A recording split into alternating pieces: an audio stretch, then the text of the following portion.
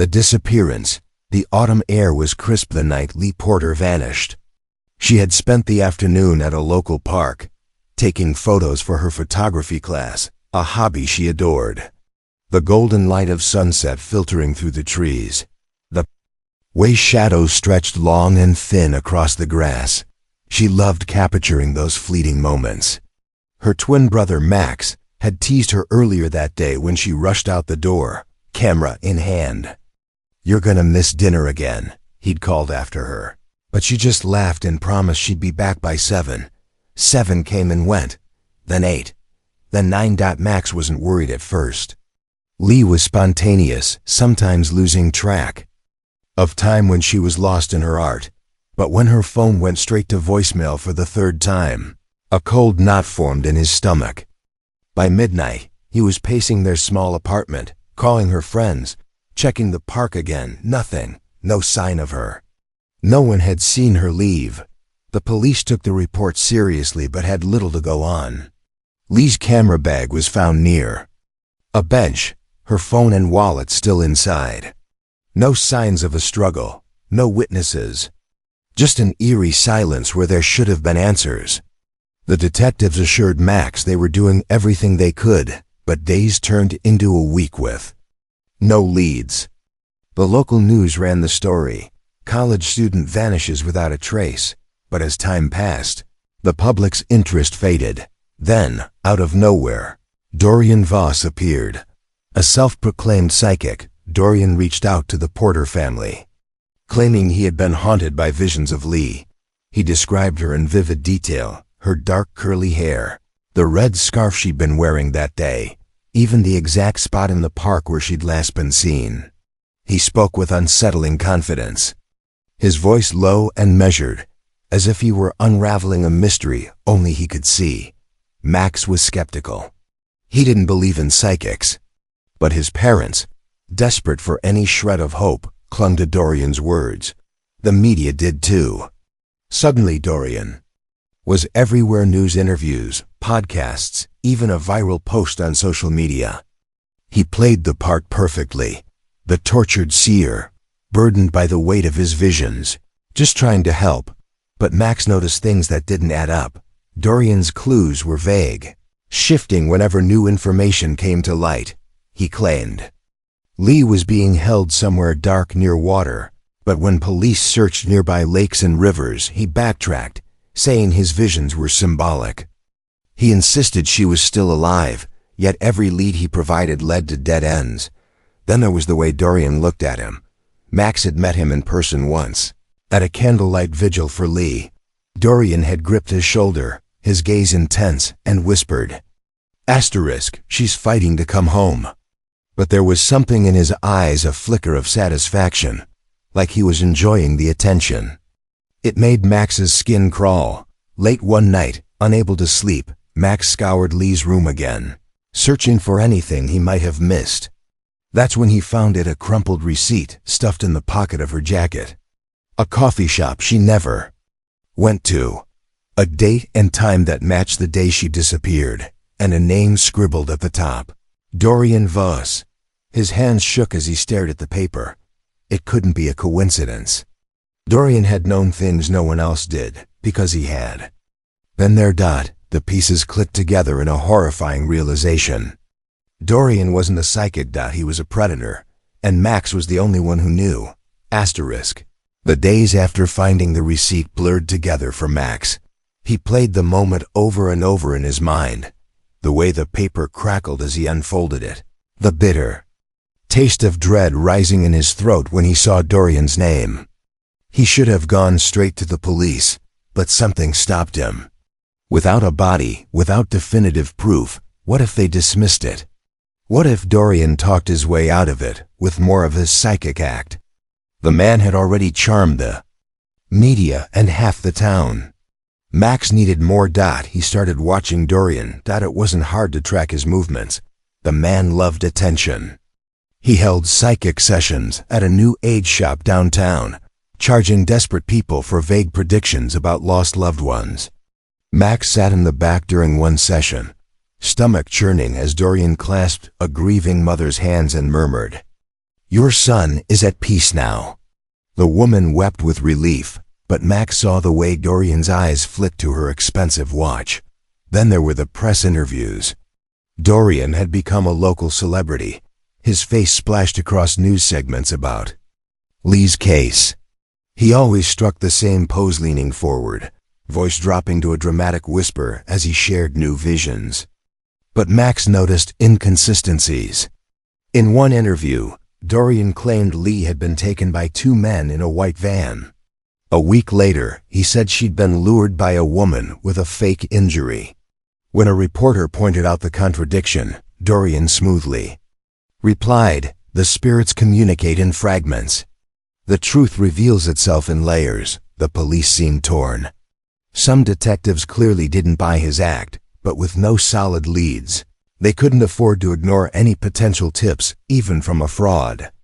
Then came the break Maxx had been waiting for. Dorian announced a psychic demonstration.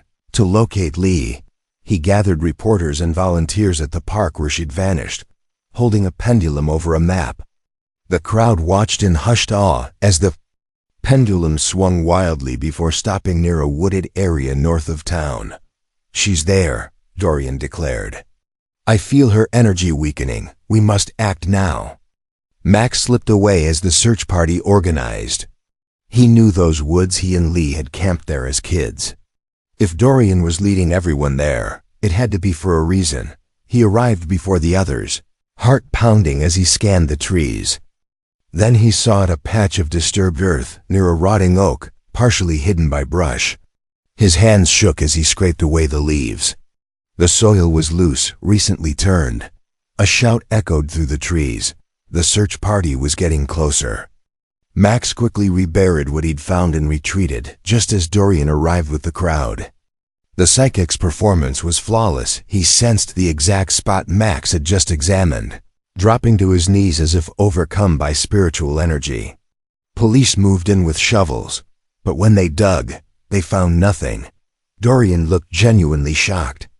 "The energy it shifted," he stammered. The crowd murmured in disappointment as police exchanged skeptical glances. Maxx, watching from the trees, felt sick. Dorian had expected to find something there, which meant he knew where Lee really was or what had happened to her. That night, Maxx broke into Dorian's car. It was reckless, but he needed proof. The interior reeked of incense and fast food. Glove compartment empty, back seat nothing. Then his fingers brushed something under the driver's seat. A phone, not Dorian's sleek new model, but an older burner phone. The recent calls list showed just one number called repeatedly in the days before. Leah disappeared. A number Maxx recognized instantly. It was Lee's. The realization hit him like a punch. Dorian hadn't just stumbled upon this case. He'd contacted Lee before she vanished. This wasn't a psychic playing detective. This was a killer who'd planned his cover story in advance. Max's hands trembled as he took photos of the evidence. He had him now, but as he slid the phone back, headlights swept across the parking lot. Dorian was back. Maxx barely had time to roll under a neighboring car before Dorian's door opened. He held his breath as the man's polished shoes stepped inches from his face. Then something clattered to the pavement, a set of keys. As Dorian bent to retrieve them, his jacket gaped open, revealing a glint of metal tucked in his waistband. A knife. The psychic didn't just have visions about violence. He carried the means to deliver it. Maxx stayed frozen long after Dorian drove away, the burner phone's discovery burning in his mind. He'd been right all along, but now he knew for certain. Dorian Voss wasn't just a liar. He was a murderer. Asterisk. The burner phone changed everything. Maxx sat in his car outside Dorian's apartment complex, turning the photos he'd taken over in his mind. The repeated calls to Lee before her disappearance. The knife tucked into Dorian's waistband like a dirty secret. The way he had led police to that freshly dug patch of earth. Had he been trying to plant evidence? Or had he genuinely forgotten where he'd left her? Either way, Maxx knew one thing for certain now. He couldn't trust the police to handle this. Not yet. He needed to hear Dorian admit it himself. The idea came to him in the dead of night.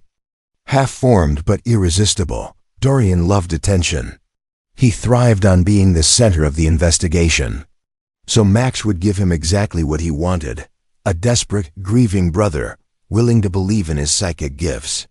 He would play the fool, and Dorian, arrogant as he was, would never suspect a trap. The next morning, Maxx called Dorian. His voice cracked on purpose as he spoke. Asterisk. I think Lee's trying to reach me. I keep having these ... dreams, but I don't know how to interpret them. I need your help. Asterisk. Dorian took the bait immediately. They met at a quiet cafe, far from the press and police. Dorian arrived in his usual dramatic fashion long coat, fingers steepled under his chin like some kind of mystic scholar. Maxx had hidden a voice recorder in his jacket pocket, its tiny red light obscured by fabric. He let his hands shake as he stirred his coffee, playing the part of the broken brother perfectly. Asterisk. Tell me about the dreams. Asterisk. Dorian urged, leaning in. Maxx spun a vague story about shadows and water, watching Dorian's eyes light up as he latched onto the details. The man was good. He mirrored Max's uncertainty, twisting it into something that sounded like supernatural insight. Water is significant, Dorian murmured. Asterisk. The spirits often use it as a symbol for transition, for ... endings. Asterisk. Maxx let the words hang, then dropped his gaze. Asterisk. I just need to know if she's alive. Asterisk. Dorian hesitated. A fraction of a second too long. Then, softly, asterisk. The veil between worlds is thin. Sometimes the answers we seek aren't the ones we want. Asterisk. It was all Maxx could do not to scream. The bastard was toying with him, dangling hope just out of reach to keep him hooked. But then Dorian said something he hadn't expected. Asterisk. You. No. Maxx. Guilt is a powerful thing. Asterisk. Maxx froze. Asterisk. What do you mean? Asterisk. Dorian's smile was razor thin. Asterisk. The spirits whisper about blame, about how easily a life can be ... overlooked, forgotten. His fingers to tap the table, rhythmic like a countdown. Asterisk. Maybe Lee didn't run away. Maybe she was pushed. Asterisk. The implication hit Maxx like a slap. Dorian wasn't just covering his tracks, he was laying the groundwork to pin Lee's disappearance on him. The realization sent a cold fury through his veins, but he kept his voice steady. Asterisk. I would never hurt her. Asterisk. Dorian shrugged. Asterisk. The truth isn't always pretty, but the spirits don't lie. Asterisk. The conversation shifted then, Dorian probing for details about Max's alibi, his relationship with Lee. It wasn't just manipulation, it was reconnaissance. Maxx let him talk, let him dig his own grave, all while the recorder captured every word. Then as they stood to leave, Dorian's hand clamped onto Max's shoulder. Be careful, he whispered. Asterisk. The police have a way of turning family against family, and you have so much to lose.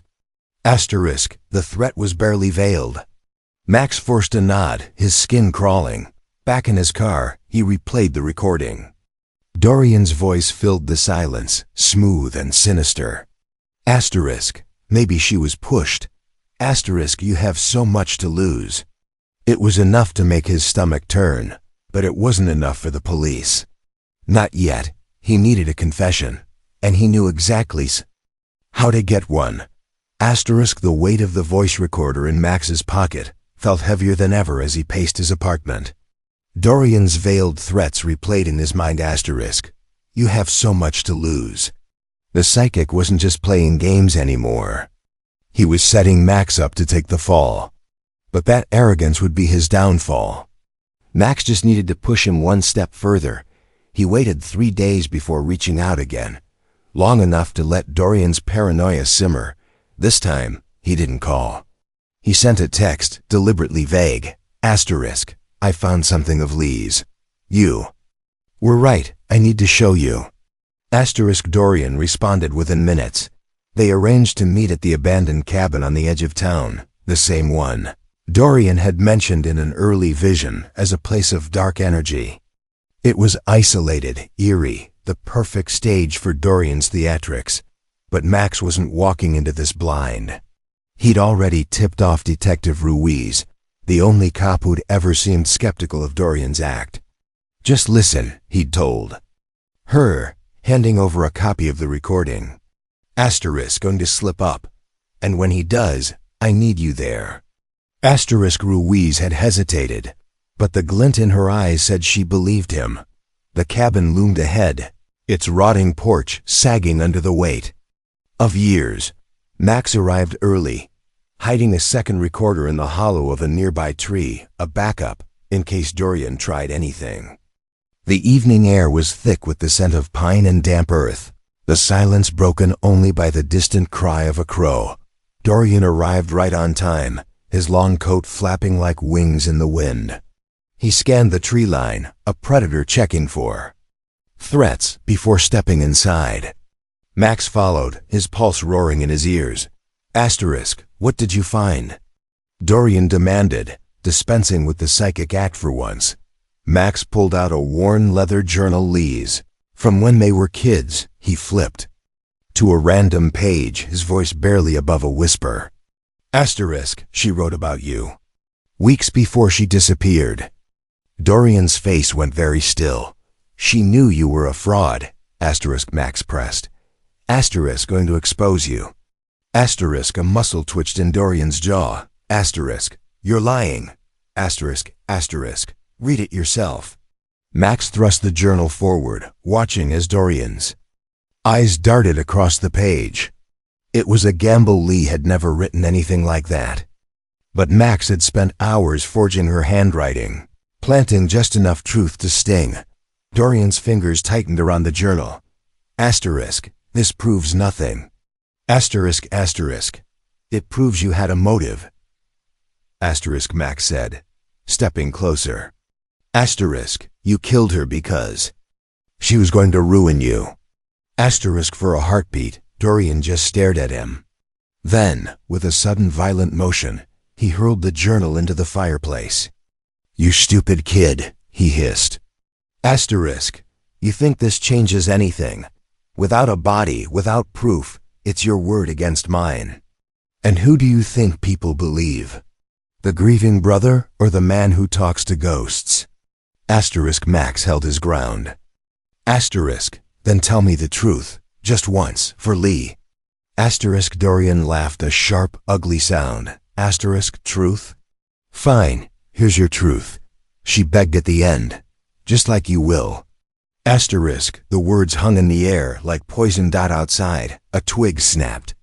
Whipped toward the sound, his bravado cracking for the first time. "What was that?" Maxx didn't answer. He didn't need to. The door burst open, and Detective Ruiz stepped inside, her gun drawn. "Dorian Voss," she said, voice steel. "You're under arrest." For a moment, Dorian looked genuinely shocked. Then his gaze flicked to Maxx, and his lips curled into a sneer. "Clever boy," he murmured. "But it won't bring her back." As Ruiz read him his rights, Maxx reached into the tree hollow, retrieving the second recorder. Dorian's confession played back crisp and clear in the stillness. She begged at the end. It was over, but as the police led Dorian away, Maxx couldn't shake the feeling that the real nightmare was just beginning. Because now he had to face the one question he'd been avoiding all along. Where was Lee? The weeks after Dorian's arrest passed in a blur of police interviews and media frenzy. The recording of his confession made headlines. Fake psychic exposed as killer, but for Maxx, the victory felt hollow. Without a body, without closure. The nightmare wasn't truly over. Detective Ruiz worked tirelessly, pressing Dorian for answers during interrogations. But the man refused to talk, smirking behind his lawyer, still playing the role of the misunderstood visionary. "Prove it," he'd taunt whenever Lee's name was mentioned. The journal Maxx had forged was ash. The burner phone was circumstantial. And without the exact location of Lee's remains, the prosecution's case had cracks. Then on a rain-soaked morning, Maxx got the call. Dorian had broken. Not out of guilt, not out of remorse, but because of his own ego. Incensed by the media, painting him as a fraud rather than a killer, he demanded a deal, immunity from the death penalty in exchange for Lee's location. She deserves a proper burial, he'd told the detectives. As if this were some act of mercy, Maxx stood at the edge of Blackwater Quarry as police divers plunged into the murky depths.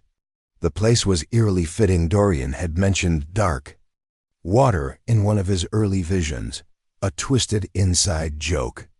The divers surfaced too quickly, their faces grim. A tarp weighed down by rocks. A shape inside. Maxx didn't need to see it to know. The weeks that followed were a numb haze of funerals and court dates. Dorian, stripped of his psychic persona, was just a petty, vicious man, a narcissist who'd killed because Leah saw through him. The trial was swift. The sentence, life without parole, felt like both too much and not enough. After the verdict, Detective Ruiz handed Maxx a small evidence box, Lee's belongings recovered from the quarry. Her camera, waterlogged, but intact. When Maxx developed the last roll of film inside, his hands shook. The final photo was a self-portrait. Lee, grinning, her red scarf bright against the autumn trees. And just behind her, blurred but unmistakable, Dorian. Watching, Maxx stared at the image until his vision blurred. He'd expected rage, despair, some cathartic release. Instead, there was only quiet, because now he knew the truth. Dorian hadn't outsmarted Lee. She'd seen him coming all along. Asterisk.